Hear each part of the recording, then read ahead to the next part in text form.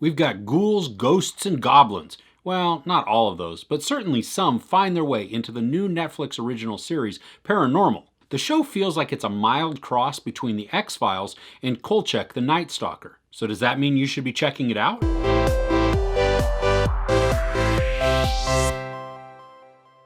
A scientist finds himself facing a series of supernatural or at least unexplained events, and people are looking to him for the answers. Rafat is our main character, and he looks like he's a cross between Rick Moranis and Inspector Clouseau. And I love how much of a skeptic he is. I mean, he's a scientist, and so everything has to be based in reality. It has to be based on fact. There is a rational explanation for everything. But what happens when he runs up against something that isn't that way? I like that he's not so stubborn that he can't consider alternative views. And some of the fun comes because he scoffs at those. It's what makes his character so endearing and ultimately likable. He's a bit bumbling, he's timid, odd, sometimes grumpy, but always inquisitive and driven, or at least compelled by something.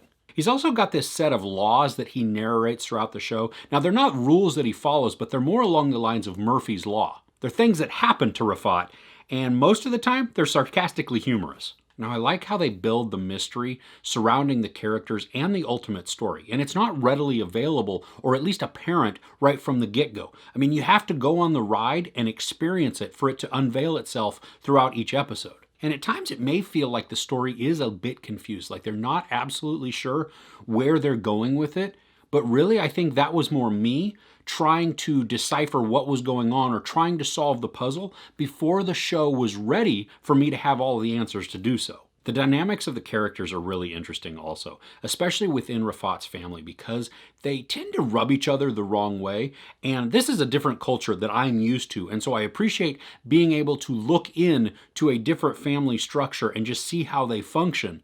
And ultimately, though, you see that they do care for each other and that they do love each other, even though they may bicker and they may just pick at each other almost all the time. One of the things that I appreciated with the series too is the interpersonal relationships between Rafat and several of the different characters, and each of them has a different facet, and you see how it pulls just some different angles and different emotions from Rafat himself, but also how it adds different complications to the story. There are a lot of layers of complexity that go in to building not only Rafat, but just everybody that he comes in contact with.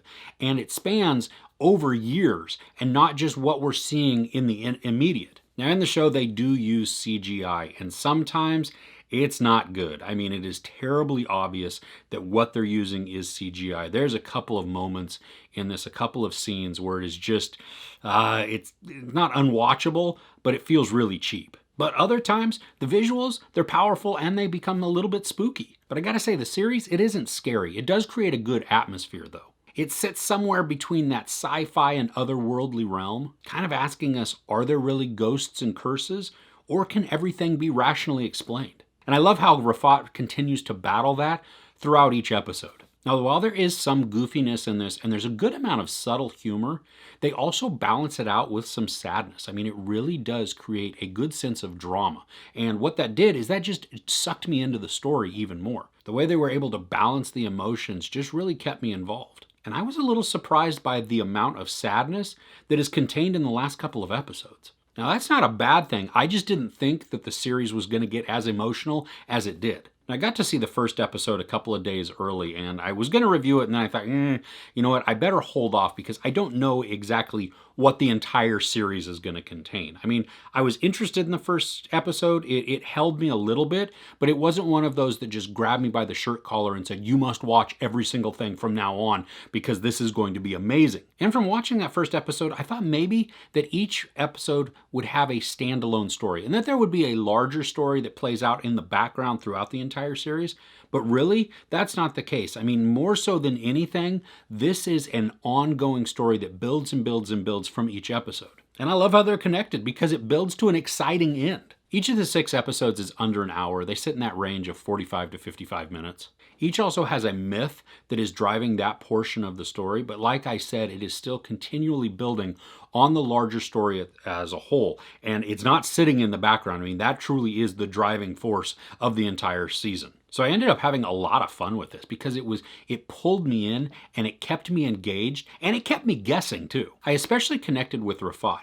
he made me laugh, but I also felt for him a lot, which just endeared me to him. I mean, I wanted the best for his character, and when things would happen to him, whether good or bad, I was on that emotional roller coaster along with him. And I love it when a series has a relatable character like that. Now, I don't see myself necessarily in him or him in me, but it was just cool to be able to feel for somebody and to go along that ride. The relationships and the theme of family throughout is a lot of fun also. I mean, that's one of the things that really hooked me in and kept me going. I mean, yes, there is the mystery, there is the intrigue, and even some of the creepiness that goes along with that, even though it's not scary. But really that underlying theme of family that drives everything. And I like how they left some things right for the end. And I love how they put some of the pieces together. And even the ending shot has this feel of like a 70s horror movie. And I'm not saying that as a bad thing or even as a cheesy thing. I mean, I liked the closing shot. I thought it was done really well, and it just added to the overall mood of everything. Now, the entire setting of this is kind of in the early 60s. So you have the cars that match that era and all of the dress. It creates an entire atmosphere that is fun to watch. I'm really excited to see where they're going to take another season. There's no sex or nudity, some profanity, and a lot of violence, including sexual violence. I give Paranormal 4.5 out of 5 couches. Is there a supernatural-ish type of show that you really enjoy? Let me know what that is in the comments below. If you enjoyed this review, please give it a like. Also, don't forget to share and subscribe. I'm Chris. This is Movies and Munchies. Thanks for couching with me.